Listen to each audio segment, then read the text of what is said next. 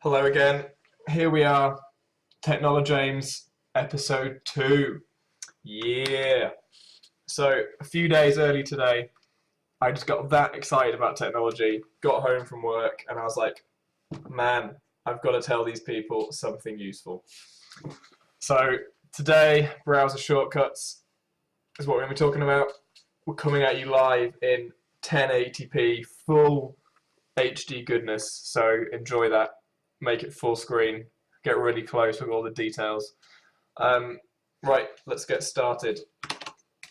Back on the desktop, here we are. It's going to be a common theme for all of these videos.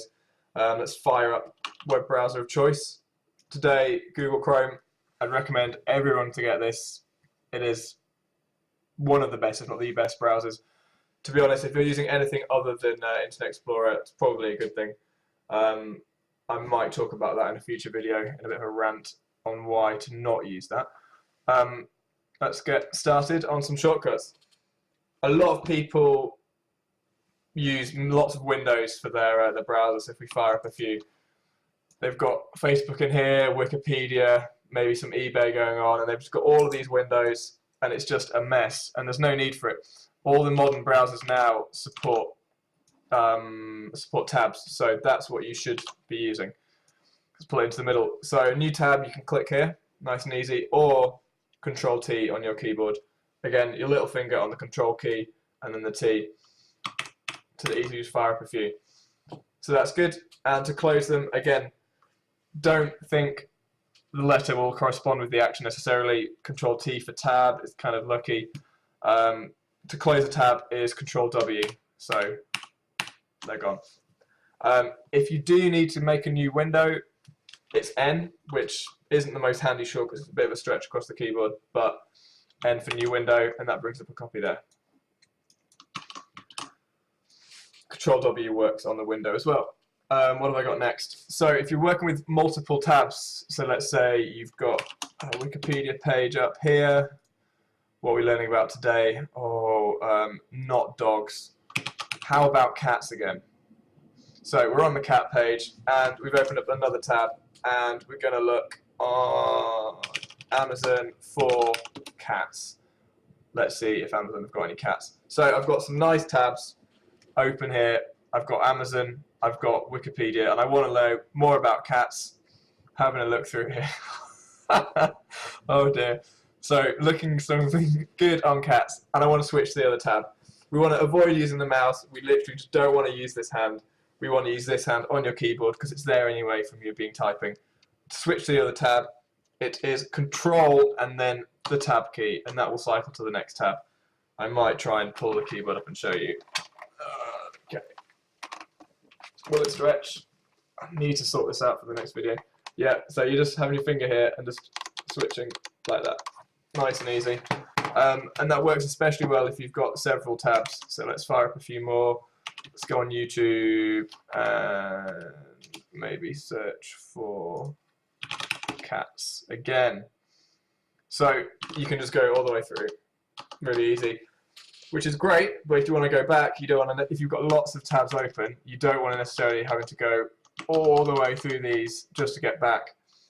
You can actually press Ctrl+Shift+Tab to go back. So you go forward, go back, nice and easy, and then Ctrl+W again to close. But another handy tip, I've closed all those tabs, but what if I accidentally didn't mean to, and rather than digging around in your web history to find them, what Google Chrome does, I think this might be exclusive to Google Chrome, maybe other browsers will support it, I'm not sure, but Ctrl+Shift+T undoes the last closed tab, so just bring those back up. Easy, which is really handy because you will close a tab you'll need in future. I can almost guarantee it.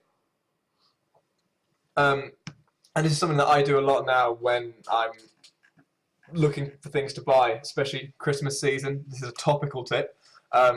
You don't necessarily know, oh, I want to buy a book, I've got a few here, but I want to compare them maybe after. So Control and then clicking on the link will open it in a new tab. You can also press your middle mouse button on the link and it'll open it in a new tab as well.